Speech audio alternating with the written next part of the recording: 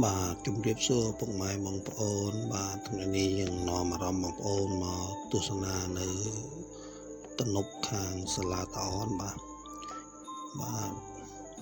នេះមកលើកពីល្បីថាត្រូវត្រីខ្លាំងបងប្អូនឥឡូវមកដល់ផ្ទាល់ហើយបាទសម្បូរតាបងប្អូនយើងនៅខាងបាទអ្នកចងាយបាទគាត់មកគាត់ជួទុកជិះមកបងត្រីបាទហើយសំណងនេះគេបើកទ្វារ4នេះបងប្អូនប៉ុន្តែឃើញបងម្នាក់នោះគាត់ចូលត្រីសដាយមួយធំមកប្រហែលជា2-3 គីឡូដែរបាទអ្នកបងអត់សូវមានតែអ្នកស្ទូចក៏សម្បូរអ្នកបងមានដែរមានដូចថាមានតែអ្នកបងនៅលើទូកហើយនឹងអ្នកតាមខាងអែបសំណងនោះបាទមានប្រហែលជា3-5 នាក់ដែរបាទឥឡូវនេះបាទថតទស្សនភាពឲ្យបងប្អូនមើលបាទ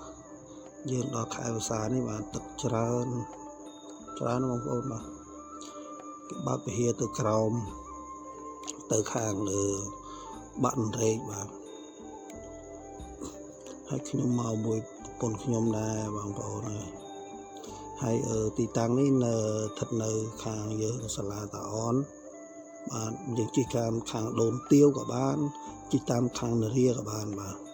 ចម្ងាយពីបាត់ដំបងមកដល់នឹងប្រហែលជា8 គីឡូបាទ8 គីឡូ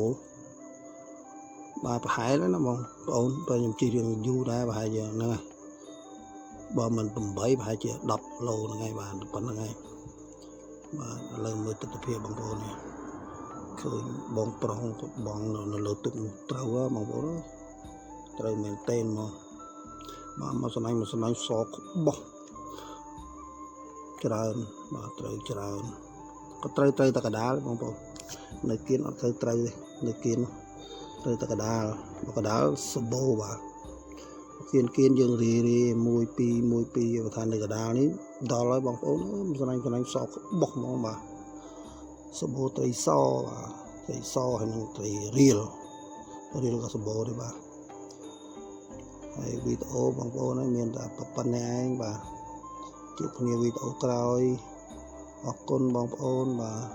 កុំភ្លេចជួយ Subscribe Channel ខ្ញុំម្នាក់មួយផងបាទ